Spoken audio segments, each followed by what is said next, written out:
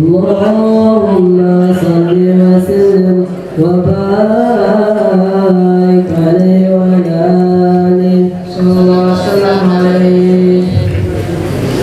أحباب رسول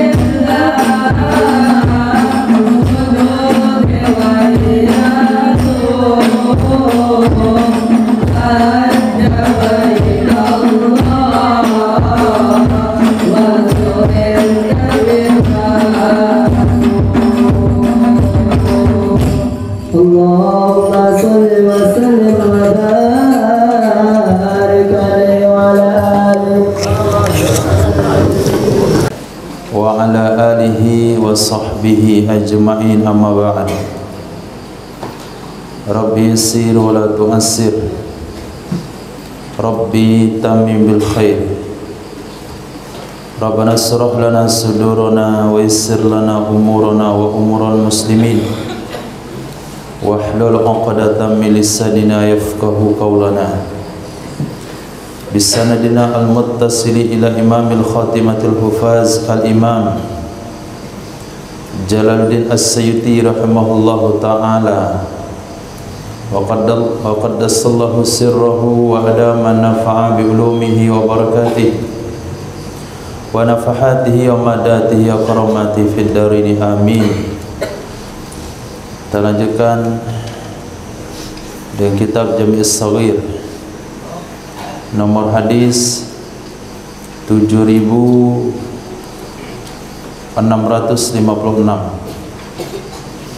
hadis terdapat dalam Syarah Kabir karangan Imam At-Tabrani. Baginda Rasul sallallahu alaihi wasallam bersabda, laisa lin nisa'i fil janazati nasibun. Betul itu hadisnya? Ya. Tidak ada hak bagi wanita, tidak ada bagi wanita pada jenazah nasibun, itu bahagian. Maksudnya dalam hal menyaksikan jenazah,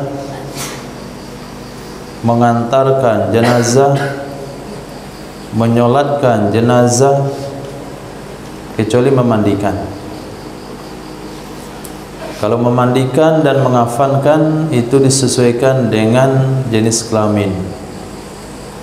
Laki-laki jenazahnya laki-laki yang bertanggung jawab, wanita jenazahnya wanita yang bertanggung jawab. Tapi kalau imam solat, selagi ada laki-laki tidak sah wanita yang menyolatkan. Dan kalau ada mengantarkan jenazah ke pekuburan walaupun jenazah keluarga sendiri, maka wanita tidak ada hak untuk mengantarkan. Wanita hanya mengantarkan jenazah orang tuanya, suaminya, anaknya, keluarganya, apalagi orang lain, hanya sampai di depan pintu rumah. Kalau mereka mengantarkan ke perkuburan, hukumnya nggak pasti haram. Bisa saja haram, bisa saja tidak. Haram kalau sampai mengantarkan jenazah itu menyebabkan dia meratap, menyebabkan dia tidak sabar dengan musibah yang dihadapi. Makruh kalau sampai ngantarin jenazah dia tidak terlibat kepada perkara haram, hukumnya makruh. Tapi kalau terlibat perkara haram, misalnya bercampur baur dengan laki-laki karena tempatnya sempit, kemudian terlibat dengan ghibah, kalau dia keluarga yang meninggal terlibat dengan meratap, sedih yang berlebihan dan sebagainya, maka hukumnya jadi haram. Hadis berikutnya lebih jelas daripada hadis di atas. Laisa lin-nisa'i nasibun fil khuruj. Tidak ada bagi wanita jatah untuk keluar rumah. Tidak ada hak bagi wanita untuk keluar rumah kecuali muttarratan, dalam keadaan darurat. Apa yang dimaksudkan darurat di sini? Yakni laisa laha khadim. Tidak ada baginya wanita pelayan. Kalau belanja sesuatu, dia yang bisa beli, tidak ada pembantunya, maka dia boleh pergi ke pasar membeli keperluannya. Kalau dia sakit, ada keluarga yang sakit, terpaksa dia mengantarkan keluarganya ke rumah sakit, nggak apa-apa. Tapi kalau sekiranya ada yang bertanggung jawab, maka wanita tidak boleh keluar, kecuali pada pelaksanaan sholat id, fil idain, pada 2 hari raya Adha dan Aidil Fitri. Ini wanita boleh ikut. Bahkan Nabi memerintahkan wanita yang sedang berhalangan sholat pun disunahkan untuk ikut sholat id, untuk menyaksikan doa kaum muslimin. Walaysa lahunna nasibun fit turuq. Tidak ada bagi wanita bahagian pada jalan-jalan kecuali hawashi, di pinggir-pinggirnya. Ini salah satu tertib adab sunnah yang Nabi berikan kepada wanita. Kalau bukan karena perkara wajib atau bukan karena perkara mendesak, sebaik-baiknya wanita di rumah.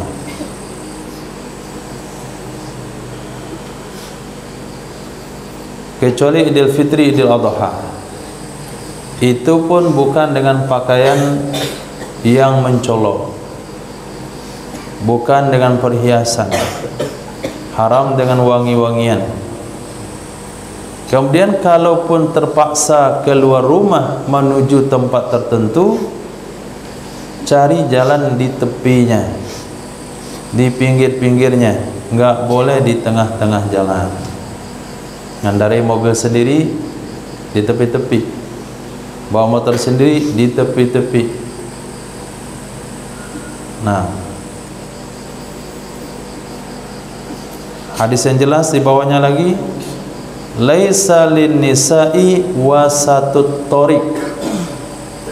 Tidak ada hak bagi wanita menempati atau melalui tengah jalan. Wasatut thoriq, bagian tengah jalan. Baik. Kita lanjutkan setelah azan. Mungkin bagi tafakuh, alangkah baiknya antum rangkum hadis khusus adab tertib untuk para wanita. Ini mungkin lebih bermanfaat. Nah, ada insyaallah. Ada amin. Linisa'is salam wala alaihinna salam. Tidak ada hak bagi wanita memberi salam. Wala alaihinna, tidak ada juga hak terhadap mereka diberi salam. Tidak memberi salam, tidak diberi salam. Ini hadis am. Secara khusus ada pembagian yang dijelaskan oleh para ulama. Boleh seorang laki-laki memberi salam kepada beberapa wanita. Beberapa. Kemudian boleh juga seorang laki-laki menitipkan salam kepada wanita ketika aman fitnah. Seperti salah seorang sahabat ya menitipkan salam kepada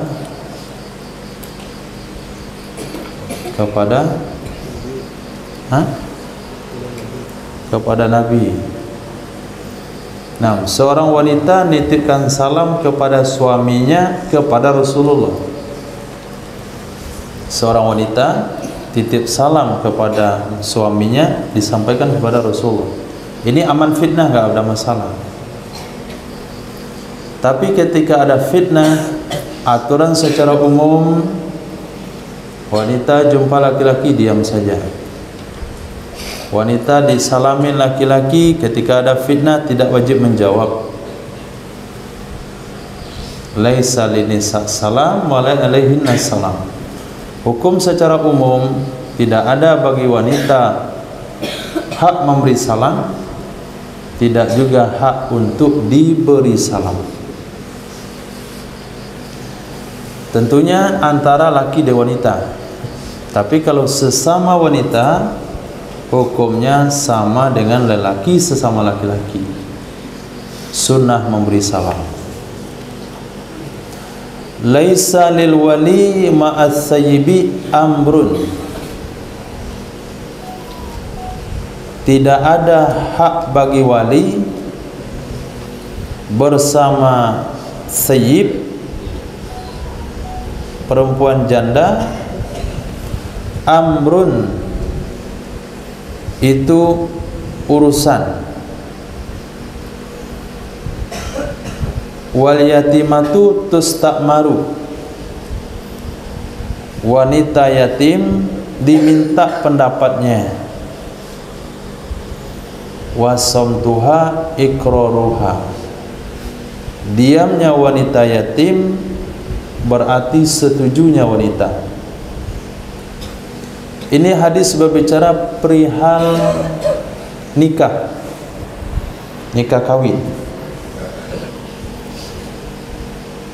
Kalau sekiranya anak gadisnya masih perawan, maka wali punya hak untuk menikahkan tanpa perlu minta izin kepada anak wanitanya. Tapi kalau anaknya sudah janda, maka wali tidak punya lagi wewenang untuk memaksa. Tidak punya wewenang untuk memaksa. Maka kalau mau dinikahkan, seorang wali mau menikahkan anak wanitanya yang sudah pernah menikah, harus minta izin kepada anak wanitanya, dan izinnya tidak cukup diam, harus dijawab secara sharih. Tapi kalau anak perawan, minta izin sunnah. Jadi kalau kau bilang, Pak, minta izin dulu sama anak bapak. Nah, bapak yang culun berdiri juga jumpai anaknya. Ini kan pemandangan yang tidak baik. Masa bapak yang jumpai anaknya ke belakang, nah saya minta izin. Ini adab di mana itu? Di mana pula adabnya? Seorang bapak jumpai anak wanita mau dikawinkan, dia yang mau nikah, bapaknya yang harga diri. Ini kalau jumpa KUA kayak gitu, antum ganti aja KUA-nya.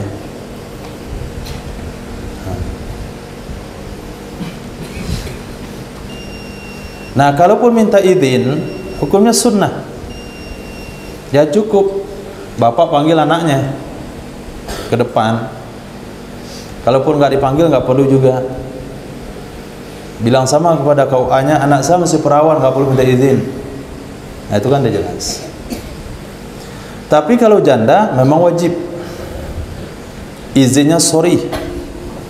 Dikatakan, bolehkah saya mengawinkan kamu dengan fulan?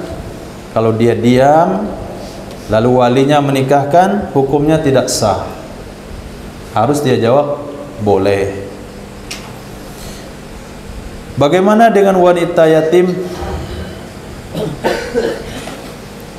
Wanita yatim maksudnya wanita yang orang tuanya sudah meninggal dunia, maka dia walaupun perawan tetap diminta pendapatnya. Gak boleh pamannya menikahkan seperti leluasa ayahnya. Yang punya leluasa menikahkan wanita perawan hanya bapak dan kakeknya. Tapi kalau yang menikahkan adalah saudara bapaknya atau saudara dia sendiri, karena bapaknya sudah meninggal, statusnya sama dengan wanita janda. Izinnya harus sorry. Maka dalam bab fikih disebut dengan wali mujbar. Sebutkan wali mujbar, bapak dan kakek terhadap anak perawan. Wasamtuha iqraruha, diamnya wanita yatim adalah persetujuannya. Sehingga keluar hadis yang berbunyi as-sukutu yadullu ala ridho, diam menunjukkan berarti setuju. Nah, hadis ini berlaku kepada izin wali terhadap anak perawannya. Jangan disebarluaskan hadis ini kepada bab-bab lain. Nah, kawan, kita tahu, kita minta makanannya, benda sesuatunya atau barangnya, dia nggak mau sebetulnya. Tapi karena diminta di hadapan orang ramai, dia diam. Lalu kita katakan as-sukutu yadullu ala ridho, dia berarti setuju. Kalau kita ambil, nggak boleh. As-sukutu yadullu ala ridho hanya berlaku kepada izinnya anak wanita yang masih perawan ketika diminta izin oleh bapak atau kakeknya untuk dinikahkan. Laisa li ibni Adam haqqun, tidak ada bagi manusia itu hak. Tidak ada bagi manusia itu hak fima siwa hadil khisal, pada sesuatu selain ini beberapa hal. Pada sesuatu selain ini beberapa hal. Satu, baitun yaskunuh, rumah yang akan dia tempati. Wa thawbun yuwari auratah, kemudian pakaian yang akan menutup auratnya. Wajiful khubzi, kemudian wadah roti. Wal ma'i, dan air. 4 hal saja yang merupakan hak manusia. Maksudnya dari sekian keperluan kehidupan, 4 ini yang menjadi dasar. Satu, rumah, tempat tinggal. apakah dengan menyewa atau warisan atau dimiliki, dibeli. Sudah ada rumah, selesai. 2, pakaian untuk aurat. 3, wadah, gelas, piring yang sampai makan di ember. Kemudian air minum. 4. Nah, soal yang lain, buah-buahan, sayur-sayuran, kemudian gorden, kemudian ini, itu, abot, macam-macam, itu hanya bonus, bukan sebagai hak seorang manusia yang diciptakan oleh Allah Subhanahu wa taala. Berarti kalau 4 hal ini sudah ada, berarti Allah sudah memberikan kepadanya hak dia sebagai seorang manusia. Tapi kalau dia tidur di pinggir jalan, berarti dia sebagai manusia belum dapat hak sempurna. Karena hewan yang tidur sembarangan. Kalau dia makan nggak ada wadahnya, terpaksa makan di atas tanah misalnya, berarti nggak punya hak sebagai seorang manusia, nggak cukup haknya sebagai manusia. Ini hadis mengarah kepada qanaah. Antum alhamdulillah, kamar ada, pakaian cukup, makanan 3 kali sehari, air galon gak usah beli, dah selesai itu, dah cukup. Jadi tinggal fikir, belajar.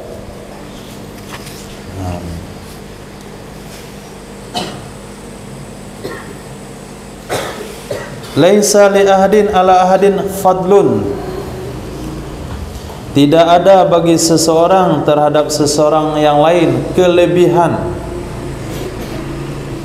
Tidak ada bagi seseorang terhadap seseorang yang lain fadlun, kelebihan, keunggulan, kecuali biddin atau amalin soleh, dengan agama atau amal soleh.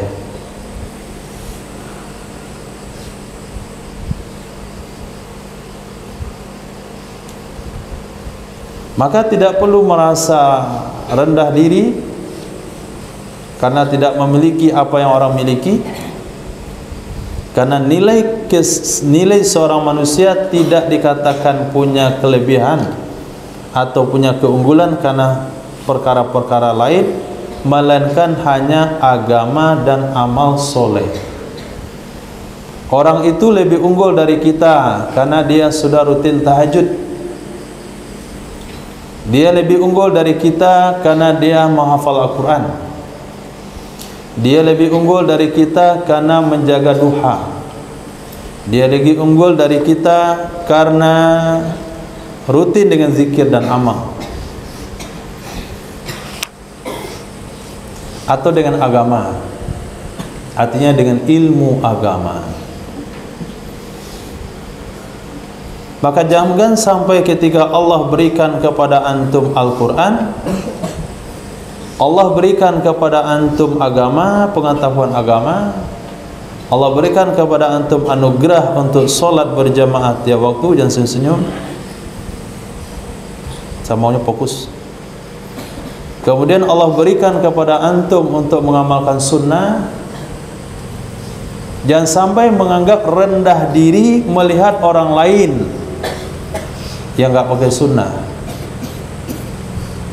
yang enggak mengamalkan agama, walaupun dia dengan kebebasannya, walaupun dengan fasilitas hidupnya. Nah, ketika antum berjalan di suatu tempat, pakai gamis, pakai sorban, berangkat sholat Jumat, berjalan di sini ke Ittihad, di tepi ketemu ada seseorang, bajunya penampilan biasa-biasa saja, kita berangkat ke masjid, dia berjalan menjauhi masjid, tapi semua barang-barang dia mewah, maka orang tersebut tidak ada nilainya, tidak ada kelebihannya. Kata Nabi, tidak boleh ahlul Al-Quran merasa orang lain mendapatkan nikmat setelah diberikan Al-Quran kepadanya. Kalau hal ini terjadi, berarti dia kufur nikmat. Ketika seorang sahabat katakan marra alaina baina nahnu ma'an Nabi sallallahu alaihi wasallam, ketika kami sedang duduk bersama Rasul sallallahu alaihi wasallam, lewatlah seorang laki-laki. Lalu Nabi bertanya kepada sahabat, "Ma ra'yuka fi hadzal rajul?" Ma ra'yukum? Apa pendapat kalian? Ma taqulun? Apa yang kalian komentari tentang orang ini? Ya Rasulullah, orang ini kalau dia melamar pasti diterima. Kalau dia ngomong pasti didengarkan.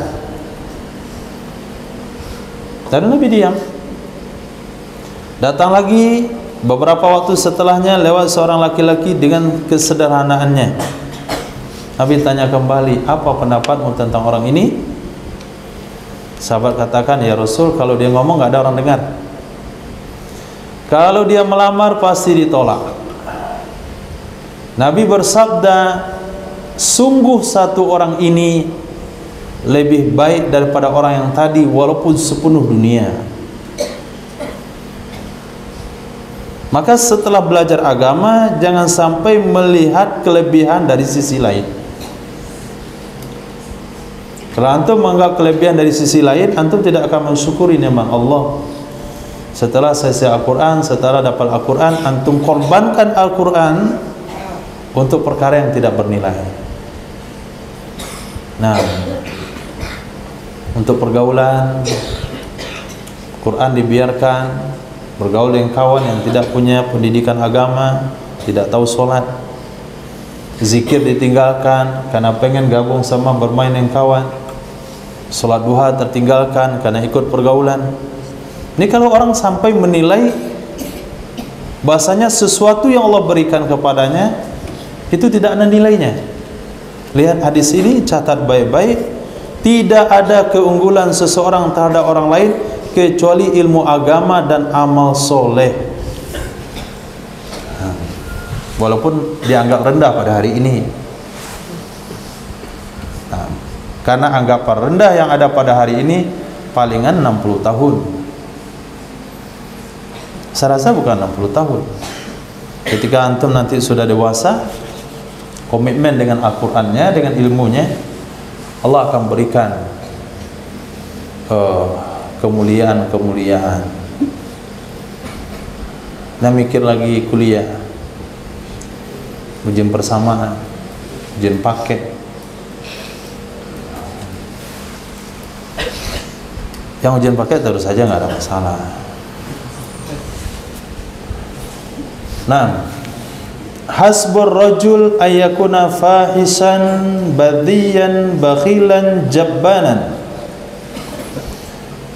Hasbur rajul, cukup seseorang, maksudnya cukup seseorang tersebut dianggap jelek, dianggap tidak bernilai, dianggap tidak punya kelebihan. Pertama, ayyakuna fahisan, bahwa dia berkata-kata kotor. Fahisan, berkata-kata kotor. Badhiyan, bertindak kasar. Bakhilan, kikir. Jabbanan, penakut.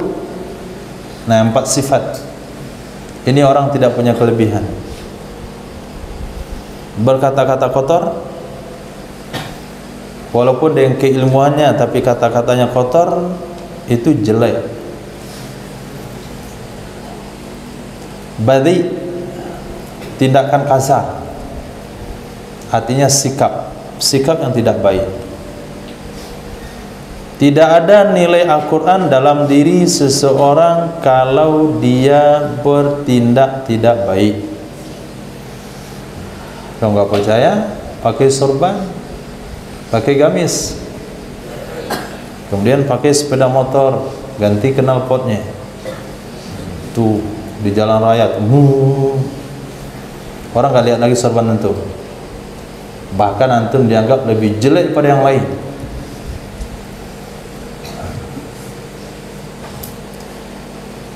Kemudian bakhil. Bakhil ini bukan hanya identik dengan uang, tapi dengan kemudahan yang dia punya itu bakhil. Kemudahan yang dia punya, dia tidak mau memberikan kepada orang lain. Punya keilmuan, nggak mau mengajarkan. Sudah tamat pondok pesantren, selesai Al-Quran, milih menganggur daripada mengajar. Itu namanya bakhil. Punya pengalaman, tidak mau bercerita, memberikan arahan kepada yang lain, bakhil.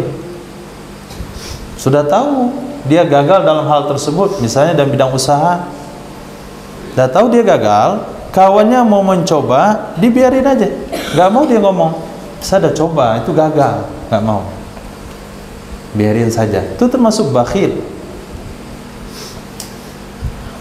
Punya suara yang bagus, nggak mau adzan, bakhil. Pulang ke kampung, suruh jadi imam, pandai jadi imam, nggak mau jadi imam, bakhil. Punya kemampuan nyampaikan khutbah, kemudian nggak mau nyampaikan khutbah, juga bakhil. Beli barang, ada uang kembalian 1.000 rupiah, ditungguin, bakhil.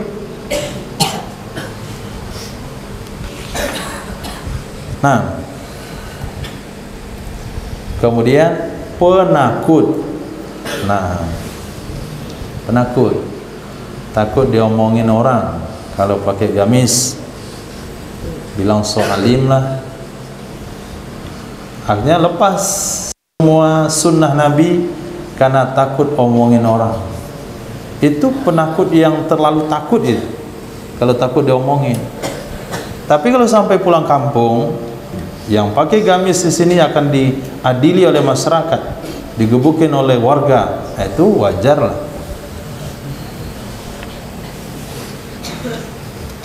Jadi jangan penakut. Nah, 4 sifat. Pertama, kata-kata yang bagus, sikap yang bagus, pemurah dengan apa yang punya, kemudian berani, asalkan sesuai dengan sunnah Nabi, sesuai dengan syariat, amalkan saja, nggak peduli apa kata orang. Jangan dipikirin apa kata orang. Mereka tidak punya wewenang nanti di akhirat kelak. Apa yang mikirin orang itu? Yang punya wewenang di akhirat kelak hanya Allah dan Rasulnya. Jadi pikirkan apa kata Allah, pikirkan apa kata Nabi. Kalau saya ngomong begini, apa nanti urusan bertemu dan Rasul? Kalau saya berbuat begini, apa yang akan saya jawab nanti ketika ketemu dengan Rasul sallallahu alaihi wasallam?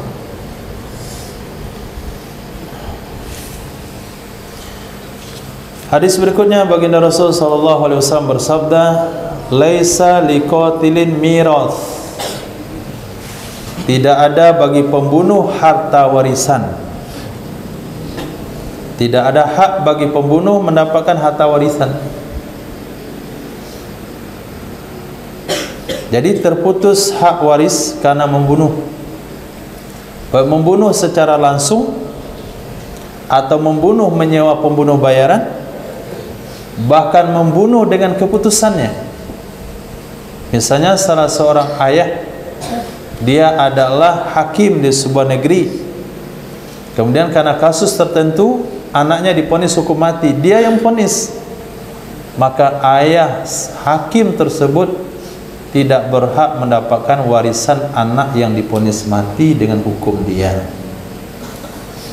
Apabila ada seorang anak berkasus, ayahnya menjadi saksi atas kasus tersebut, sehingga anaknya diponis hukum mati, ayah yang jadi saksi itu tidak berhak mendapatkan warisan. Ini penyampaian para fuqaha. Jadi makna qatil itu umum. Laisa liqatilin wasiyah. Tidak ada hak bagi orang yang membunuh itu wasiat.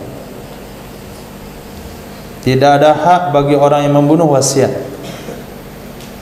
Seorang ayah berwasiat, karena orang tua tidak boleh berwasiat kepada anak. Seseorang berwasiat untuk kawannya atau untuk orang lain. kalau saya meninggal, tolong serahkan motor ini kepada teman saya Fulan bin Fulan. Lalu meninggallah orang yang memberi wasiat ini. Meninggalnya gara-gara dibunuh oleh si penerima wasiat. Nah, biar cepat saya dapat motor, dibunuh dia, diracunin misalnya.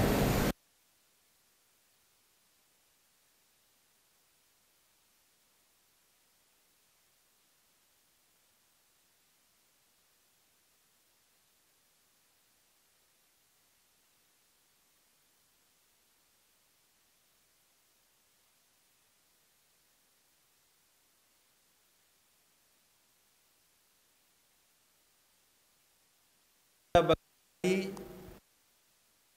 atas hari lain dalam bab puasa kecuali bulan Ramadan dan hari Asyura.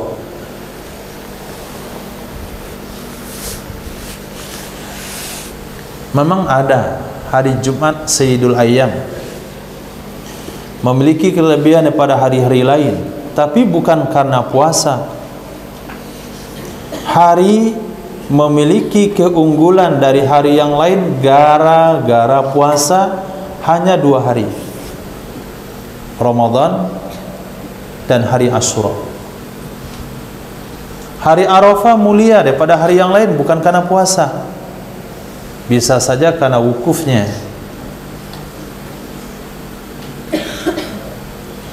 Hari Lebaran, Idul Fitri, Idul Adha mulia pada hari yang lain, itu dah jelas bukan karena puasa, memang dilarang puasa pada hari tersebut.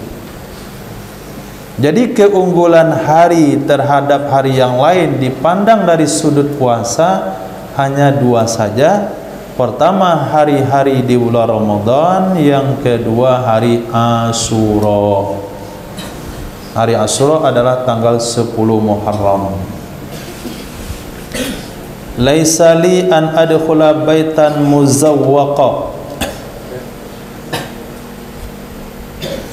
Tidak ada bagiku bahwa aku masuk akan rumah yang diukir, baitan muzawwaqa, rumah yang diukir. Hadis hasan. Ketika hidup, baginda Rasul sallallahu alaihi wasallam memberikan informasi kepada sahabat, saya tidak akan masuk ke dalam rumah yang diukir.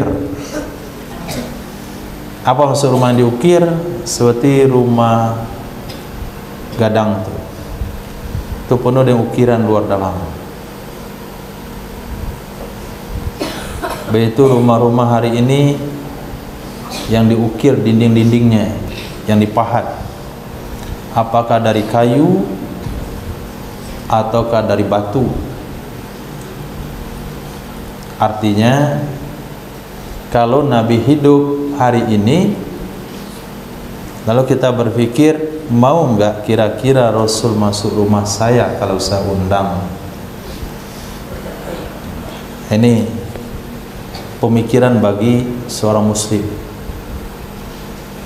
pemikiran bagi umat Nabi Muhammad SAW perihal rumah. Pikirkan, kalau Rasul hidup hari ini, saya undang ke rumah saya, bersedia enggak ya Rasul mau masuk?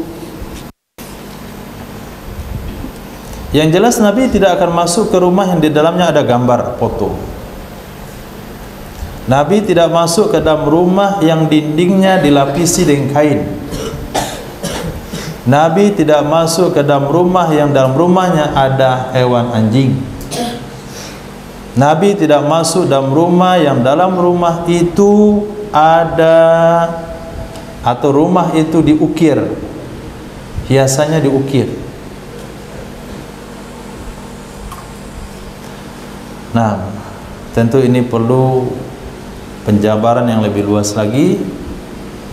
Apakah ada seperti tiang yang cetakannya berbentuk ukiran, kalau dibuka langsung terukir, Apakah itu bagian yang dilarang atau tidak? Itu wallahu a'lam.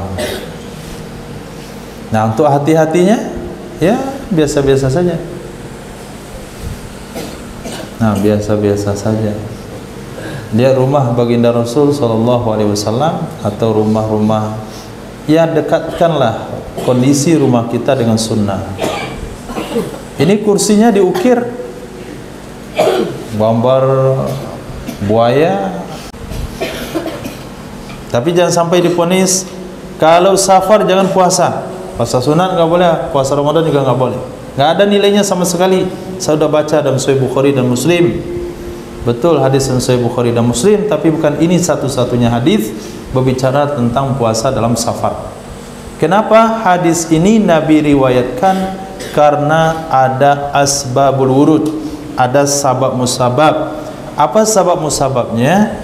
Dalam sebuah perjalanan Nabi melihat ada satu orang dari peserta musafir, peserta safar, kalau turun dari ontanya diturunkan, kalau naik ke onta dinaikkan,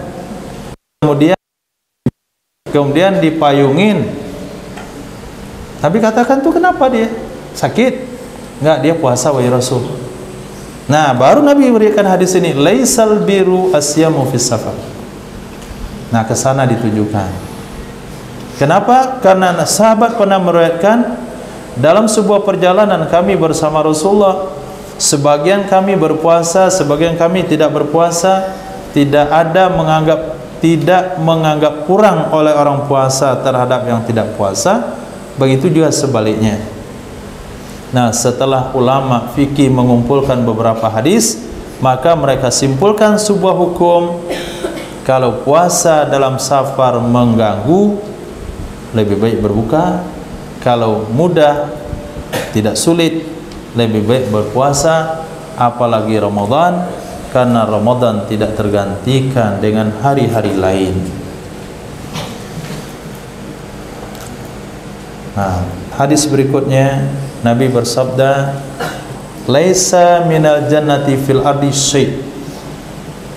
Tidak ada dari barang-barang surga, laisa minal ardi, tidak ada yang bersumber dari surga, fil ardi, di muka bumi ini, syai'un, sesuatu apapun, kecuali 3 hal. 1. Gharsul ajwa, pohon korma ajwa. Pohon korma ajwa ini salah satu pohon yang bersumber dari surga. Bukan Sukari, bukan Tunisia, tapi korma ajwa. Lalu ikhtilaf di kalangan ulama, apakah ajwah Madinah saja atau ajwah secara umum? Ini khilafiyah. Yang kedua, Hajarul Aswad, itu batu bersumber dari surga. Dalam riwayat yang lain Nabi sabdakan, batu itu dulunya warnanya putih, dia adalah permata yang berkilauan. Tapi karena orang-orang jahiliyah, musyrikin jahiliyah, ketika mereka haji, mereka cium Hajar Aswad, dicium, sehingga warnanya berubah menjadi hitam. Nah, kalau ada orang bertanya apa warna dosa, jawabannya hitam. Itu hadis pertama. Dalil kedua, apabila ada seseorang berbuat dosa, maka akan ada titik hitam dalam hatinya. Berbuat lagi, ada lagi titik hitam, sehingga tertutup hatinya dengan titik hitam. Berarti dosa warnanya hitam. Itu secara zahir hadis. Hakikatnya wallahu a'lam. Yang ketiga, awak, tanzilu fil furat kulla yaumin barakatan minal jannah. Kemudian awak jamak dari ukiyah, bukan awak bahasa Minang, tapi awak jamak ukiyah. beberapa ukiyah yang turun ke dalam sungai Al-Furat. Orang bilang sungai Efrat. Setiap hari keberkahan dari surga. Nah, hadis dhaif. Laisa minas salawat salatun afdala min salatil fajri yaumal jumu'ah fil jamaah. Hadis hasan.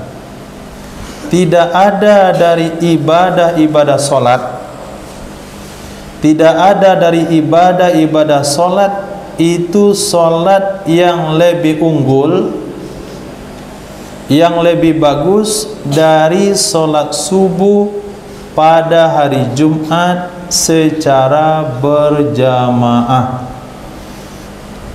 Sehingga kalau kita baca dan kitab fikih, manakah solat yang lebih afdal?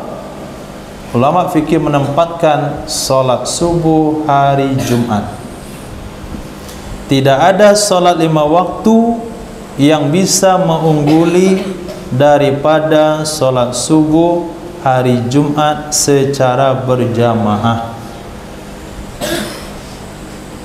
Wa ma ahsibu, tidaklah saya mengira, tidaklah saya menganggap, man syahidaha minkum, siapa saja yang menyaksikan, yang menghadiri akannya salat subuh berjamaah dari kalian, melainkan maghfurullah, diampuni dosa-dosanya. Kalimat ahsibu mengindikasikan Nabi ragu tentang hal tersebut. Ulama hadis katakan, walaupun redaksi menunjukkan atas keraguan, tapi kesimpulan hukum atas kepastian. Orang yang hadir salat subuh berjamaah pada hari Jumat pasti diampuni dosa-dosanya. Dalam kurung dosa-dosa kecil. Nah, dosa besar tidak bisa hilang dengan keberkahan amal. Dosa besar harus taubat secara khusus. Termasuk dosa besar pembangkang kepada orang tua. Nah, ini saya rasa hafalan yang belum selesai distorkan. Ini akibat antum di rumah mungkin disuruh A antum buat B, disuruh A antum bilang tar. Nah, orang tua mikir ini belajar agama kok nggak ada bedanya. Nah, itu udah dosa itu. Maka utak-utak yang tersumbat hari ini, nah, mesti telepon besok orang tua minta maaf. Nah, salat jamaah nggak enak lagi, zikir nggak enak, baca Quran nggak nyaman, itu tanda dosa besar.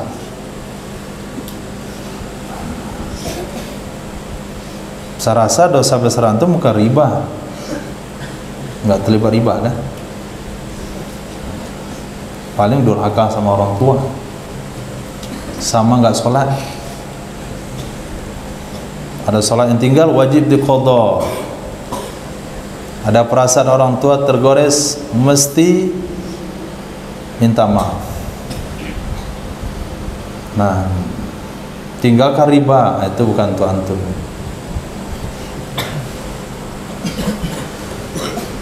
Nah, laisa minal muru'ah arribuhu alal ikhwan.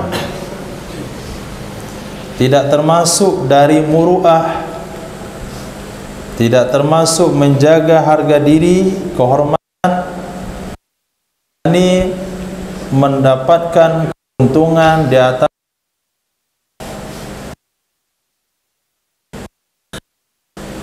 artinya seorang tidak dianggap harga dirinya tercemar, tidak termasuk kategori menjaga harga diri, menjaga mendapatkan keuntungan atas saudara.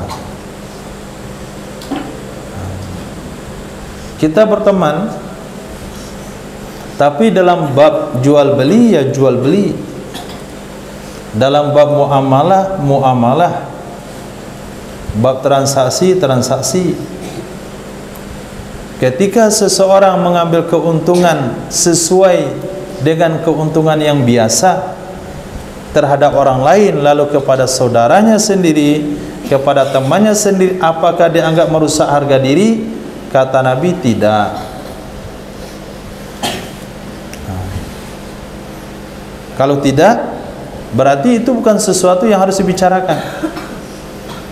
Oh, saya punya kawan, sudah tahu dia itu kawan saya, karena dia jualan barang yang saya mau beli, yang mau saya beli di kedai dia. Oh, ternyata nggak ada potongan harga, sama aja di kedai yang lain. Ya nggak ada masalah, karena tidak termasuk menjaga harga diri, mengurangi harga kepada kawan. Nah, berarti bukan sesuatu yang dianggap kurang, bukan sesuatu yang kita bisa rendahkan orang lain. Gara-gara kita berteman lalu tidak dapat diskon, tidak dapat harga spesial, berarti orang yang nggak punya harga diri. Enggak boleh. Jadi urusan harga diri itu tidak mempengaruhi muamalah. Tapi kalau urusan setelah transaksi muamalah selesai, kemudian dia kasih bonus, dia kasih keringanan, cicil boleh, orang 2 kali, kita beli 10 kali, itu sesuatu yang mungkin boleh dilakukan atau sebaiknya dilakukan. Tapi kalau tidak dilakukan, jangan dikait-kaitkan dengan muru'ah. Laisa minal muru'ah arribuhu alal ikhwan. Laisa min akhlaqil mu'min tamalluk walal hasad illa fi talabil ilim. Tidak termasuk akhlak orang beriman. Laisa min akhlaqil mu'min, tidak termasuk dari akhlak orang beriman tamalluk, menjilat, walal hasad, tidak juga dengki, kecuali dalam bab belajar, kecuali dalam bab menuntut ilmu. Nah, dalam bab menuntut ilmu ini boleh tamalluk dan boleh hasad, dalam arti ghibtah, cemburu. Selain dari hal itu tidak boleh tamalluk. Biar mendapatkan posisi lalu kita dekat-dekati atasan. Itu bukan akhlak orang beriman. Karena orang beriman satu punya prinsip, tu'izzu man tasha wa tudhillu man tasha, tu'til mulka man tasha wa tanzi'ul mulka mimman tasha. Memberikan kemuliaan Allah, mencabut kemuliaan Allah, memberikan kekuasaan Allah, mencabut kekuasaan Allah. Itu orang beriman. Jadi nggak ada urusan dia menjilat kepada atasan, kecuali dalam bab ilmu. InsyaAllah kita dalam satu majlis kita tahu syekh tersebut tu sanad keilmuannya tinggi, cuman kita nggak masuk daftar, kita tidak diperbolehkan belajar. Hal ini pernah terjadi beberapa puluh tahun yang lalu. Sejarah tentang Abuya Syekh Mudawali itu dikatakan rata-rata pimpinan-pimpinan pondok pesantren di Aceh itu belajar ke beliau. Ada yang tidak dapat izin dalam majelis, gak diizinkan untuk duduk belajar karena dianggap tidak layak. Akhirnya seseorang ini, dia ada pimpinan pondok ini, dah tamat di pondok pesantren yang lain, dia belajarlah di halaman. Nah, hari pertama, hari kedua, hari ketiga, hari keempat, bulan pertama, bulan kedua, akhirnya dia dapat izin masuk dalam majelis. Itu namanya tamalluk. Nah, itu namanya tamalluk. Kemudian hasad. Hasad bermakna ghibtah, juga nggak boleh, kecuali dalam bab belajar agama. Secemburu sama antum, usahanya sukses, nggak usah cemburu. Semuanya sudah ditakdirkan. Rezeki dalam ketika usia 4 bulan dalam kandungan. Dan itu tidak dinilai agama, tidak dinilai sebuah kebaikan. Memang memahami agama, menguasai ilmu juga sudah ditakdirkan. Itu kan sudah ditakdirkan juga. Apa urusannya? Maksudnya cemburu dalam hal ini Allah nilai. Cemburu di sana tidak ada nilainya. Secemburu sama si fulan, dia duluan, saya duluan masuk, dia duluan kubro. Nah, itu boleh. Ada berapa hafalan? 10 juz. Itu masuk tahun kapan? Tahun kemarin. Astagfirullah, saya ada 2 tahun baru 5. Nah, itu boleh cemburu. Ada nilai kecemburuan di sana.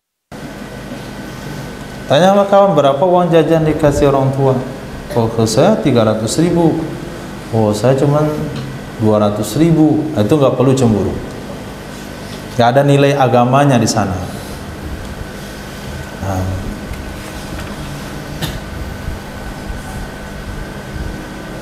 Ini dalam hal agama, lihat yang di bawah. Ya, syukurlah saya 2 tahun 5 juz, ada kawan saya 2 tahun 1 juz. Itu salah penempatan. Kalau agama bukan lihat yang di bawah, lihat yang di atas. Nah, kalau dunia, uang jajan, itu boleh lihat yang di bawah. Nah, antum sebulan jajan 200.000, 100.000. Saya sebulan dulu cuma 20.000. Kan menang antum tuh. Nah, sudah selesai.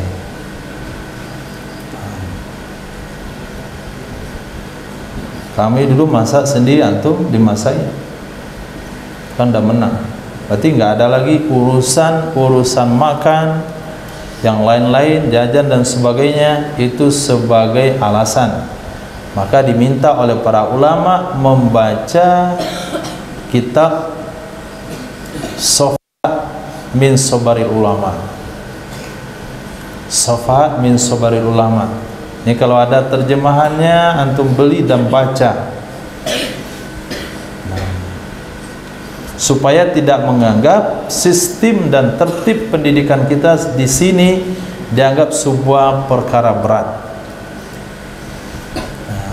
Pesan sama orang tua, Safahat min Sabaril Ulama. Arabnya ada di rumah, kalau mau pinjam silakan. Lembaran-lembaran yang mencatat kesabaran ulama dalam belajar. Itu kalau dibaca, maka akan ringan apa yang antum hadapi hari ini. Tapi kalau antum lihat adalah Safahat min Huriyatil Ikhwan, oh itu memang lembaran-lembaran kebebasan kawan sejawat. Oh, kalau saya main game lepas sekolah tiap hari, nah, itu minat antum dengan agama akan hilang.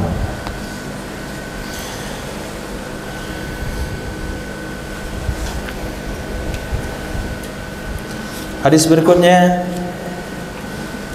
Nabi SAW bersabda, "Laisa mir rajulin li ghairi abih, laisa mir rajulin idda'a li ghairi abih, wa huwa ya'lamu illa kafara." Tidak adalah seseorang yang mengaku-ngaku, laisa min rajulin, tidak adalah seseorang idda'a yang mengaku-ngaku, li ghairi abihi, kepada selain ayahnya, selain bapaknya, wa huwa ya'lamu, padahal dia tahu hu akannya bapak yang sebenarnya, melainkan dia telah kafir. Kafir di sini kafir dengan ajaran baginda Rasul, bukan kafir murtad, tapi kafir nikmat, kafir atau mengingkari sunnah atau ajaran baginda Nabi. Maka kalau sekiranya ada dalam hubungan kekeluargaan mengangkat anak angkat, kalau sudah waktunya mesti diberitahukan, supaya keluarga tidak bersekongkol atas pengakuan anak bukan kepada ayahnya. Setelah diberitahu, seorang anak dengan berhati itu mesti mengakui ayah kandungnya. Tapi kalau sekiranya dia tetap tidak mengakui juga, maka dia dianggap kufur nikmat. Wa man idda'a ma laysa lahu falaysa minna. Seseorang yang mengaku-ngaku sesuatu yang bukan haknya, seseorang yang mengaku-ngaku yang bukan haknya, maka dia bukan golongan kami. Fal yatabawwa maq'adahu minan nar wal yatabawwa, hendaklah dia mengambil maq'adahu, tempat duduknya dari neraka. Hendaklah dia mengambil tempat duduknya dari neraka. Yang mengakui sesuatu yang bukan haknya, baik itu benda, ini tanah saya padahal bukan tanah dia, ini anak saya padahal bukan anak dia, saya tamat Yaman padahal enggak tamat-tamat, saya sudah hafiz padahal belum selesai Quran. Berapa hafalan antum? Udah 20 padahal baru 5. Itu termasuk kategori idda'a ma laysa lahu, mengakui yang bukan ahlinya. Termasuk juga dalam profesi-profesi yang lain. Saya dokter spesialis ini, diobati orang lain mati karena ini bukan dokter, ngaku-ngaku dukun, ngaku-ngaku tabib, termasuk ngaku-ngaku tukang. Saya tukang profesional, roboh rumah orang setelah dia bangun.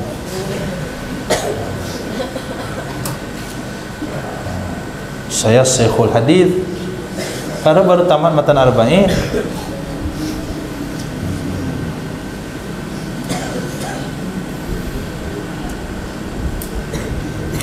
Wa man da'a rajulan bil kufri, hadis sahih, catat baik-baik.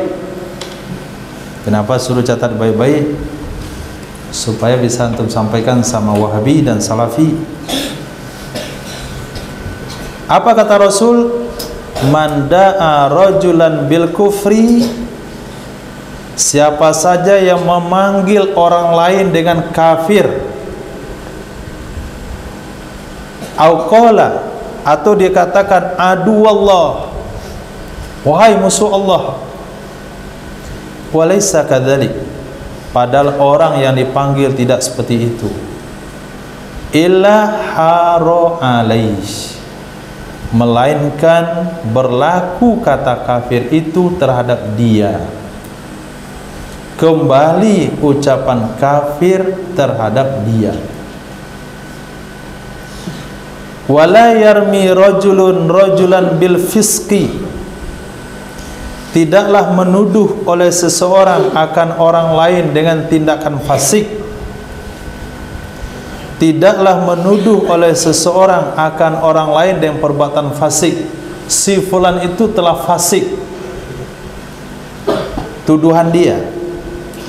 Kenapa kamu tuduh dia fasik? Karena dia menuju hari, karena dia ziarah kubur wali, karena dia tawasul, karena dia memperingati Maulid Nabi. Itu contoh-contoh hari ini. Wala yarmihi bil kufri, tidaklah seseorang menuduh orang lain dengan tuduhan kafir illa irtaddat alaih, melainkan kembali tuduhan tersebut kepada yang menuduh, illam yakun sahibuhu kadzalik, jika tidak adalah kawan yang dia tuduh seperti itu. Hadis sahih riwayat Imam Bukhari dan Muslim, dan juga Musnad Imam Ahmad bin Hanbal dan kitab Musnadnya. Ini perkara penting yang mereka mengatakan berpegang dengan sunnah, memurnikan akidah, kembali kepada Quran dan sunnah Nabi SAW. Nah, kalau mau dari sekian perangai Salafi Wahabi yang mengatakan dia sesuai dengan sunnah, kita akan katakan ini enggak sesuai, ini enggak sesuai, ini enggak sesuai. Sekian banyak tidak sesuai dengan sunnah Rasul SAW, termasuk menuduh saudara muslimnya dengan tuduhan kafir. Kenapa kamu tuduh dia kafir? Dia doa dekat kubur. Apakah doa dekat kubur jadi kafir? Enggak. Nah, karena dia doa kepada Allah tapi dekat kubur. Dia minta bukan ke kubur tapi kepada Allah Subhanahu wa taala. Lalu kenapa memilih tempat kuburan? Ya mungkin itu kuburan Nabi, doa dekat kubur Rasul. Itu mungkin kubur wali. Karena Allah akan memilihkan tempat untuk orang-orang yang disayanginya. Sehingga ulama katakan tidak ada tanah yang lebih mulia dari seluruh tanah yang ada di muka bumi ini kecuali tanah yang menghapit jasad baginda Rasul sallallahu alaihi wasallam. Berarti tanah dekat kubur Nabi tanah mulia. Dan berdoa di tempat yang mulia itu perkara yang dianjurkan. Jadi enggak ada dosa, enggak ada masalah orang doa dekat kubur Nabi. Kecuali dia doanya kepada Rasulullah. Lalu bagaimana dengan tawasul? Tawasul lagi babnya. Itu ada pembahasan khusus yang mungkin bisa dipahami dalam 2 jam penyampaian. Nah, tanpa memastikan orang tersebut langsung dituduh kafir. Nah, maka dia nanti yang mati kafir. Hati-hati. Begitu juga menuduh fasik kepada muslim. Wahai fasik, enggak boleh. Boleh dituduh kafir yang sudah memang divonis kafir. Firaun itu kafir, Namrud kafir, Abu Jahal kafir, karena memang sudah divonis Al-Quran kafir. Nah, di mana antum yang mengatakan pengamal sunnah itu? Nah, sunnah ini di mana diletakin? Sehingga menganggap orang di luar antum mengatakan itu sesat semuanya. Mana hadis ini dan pengamalan kalau memang ikutin sunnah? Berarti Anda bukan ahlus sunnah. Itu contoh debat ya, bukan anggap antum tadi. Enggak. Saya enggak ngangkat antum salafi, itu contoh kata-kata penyampaiannya kalau ketemu sama salafi wahabi. Contohnya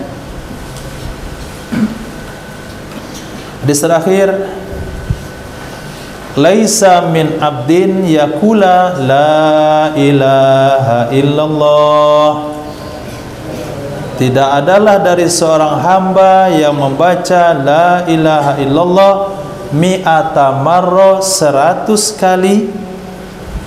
Nah, inilah dalil jumlah 100 kali. Kenapa tahlil 100 kali? Kecuali ba'asahullahu, membangkit akannya orang itu oleh Allah pada hari kiamat, wa wajhuhu kal qamari lailatal badar, yang mukanya bersinar seperti bulan pada malam purnama.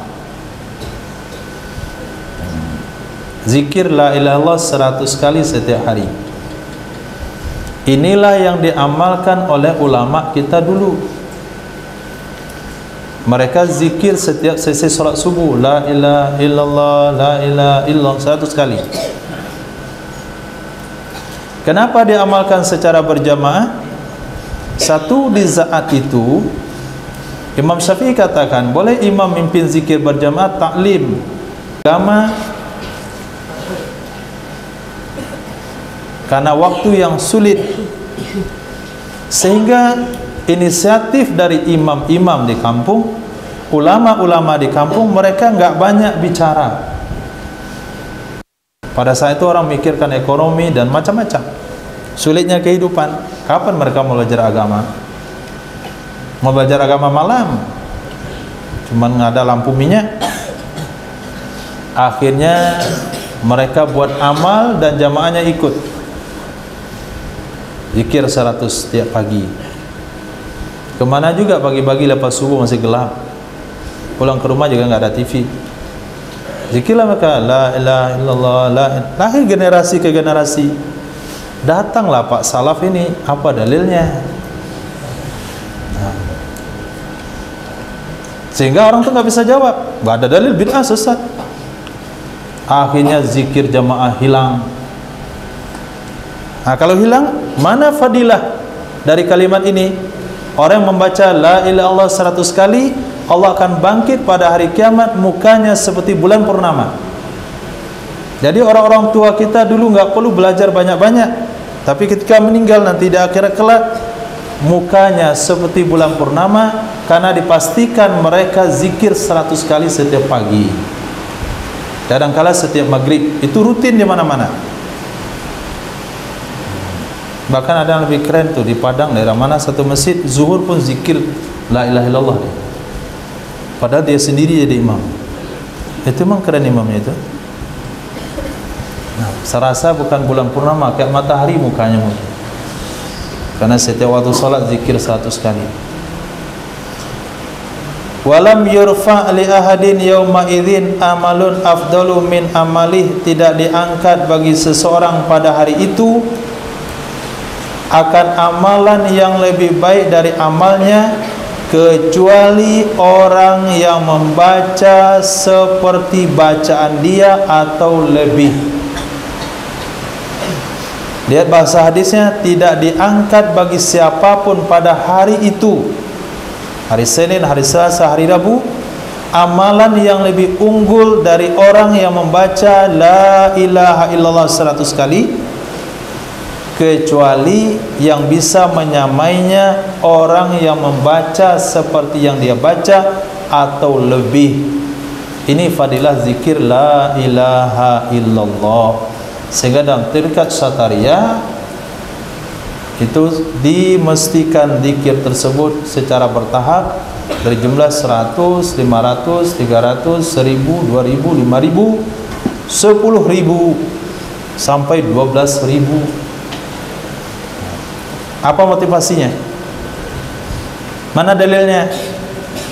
Hadis ini menjadi dalil. Karena dia mau diangkat lebih unggul daripada orang lain. Bagaimana cara mengunggulinya? Dengan melebihkan zikir daripada orang lain. Kalau zikir tahlilnya sama dengan orang lain, berarti dia dibangkit sama dengan orang lain. Tapi kalau zikirnya lebih pada orang lain, dia akan lebih nanti di akhirat dari orang lain. Sehingga dilatihlah berzikir. Kelas-kelasnya, kelas pemula 100 dulu setiap hari, kemudian naik pertemuan minggu depan 300 setiap hari, kemudian sudah setahun jadi ahli tarikat 1000 setiap hari, kemudian suhunya itu mungkin 12.000 setiap hari, sampai dikatakan Syekh Abdul Qadir Al-Jilani itu tasbih itu berputar aja di jarinya, di tangannya. Sampai Imam Nawawi rahimahullah ta'ala itu lidah bergetar sendiri. bergetar dengan zikir. Enggak perlu digetarkan, bergetar sendiri. Sehingga kalau masuk WC mesti digigit dengan gigi, kalau enggak dia berzikir. Antum enggak percaya tangan bergetar sendiri dengan zikir? Datang ke rumah sakit, anak-anak yang kecanduan main game, handphonenya ada di tangannya? Enggak ada handphone di tangannya, tapi tangannya seperti main game. Nah, kenapa dengan zikir enggak ada? Dengan main game sudah ada dicontohkan oleh mereka itu, tangannya bergetar sendiri.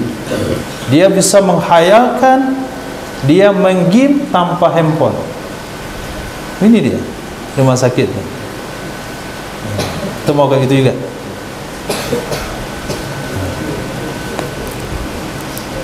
Nah, sekarang kenapa enggak ada orang yang sambil duduk gini ya? Nah, tapi bukan gini, itu enggak sah. Ada juga saya lihat tuh salah satu waliullah, dia lihat orang aja kerjanya, enggak ada zikir, mulut tangannya gini. Ah, itu enggak tepat. Mulut juga berzikir, bukan tangan doang. Khair, insyaallah. Adakum soal?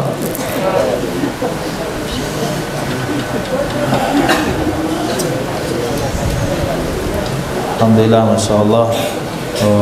Demikian Insya Allah apa yang kita sampaikan malam ini.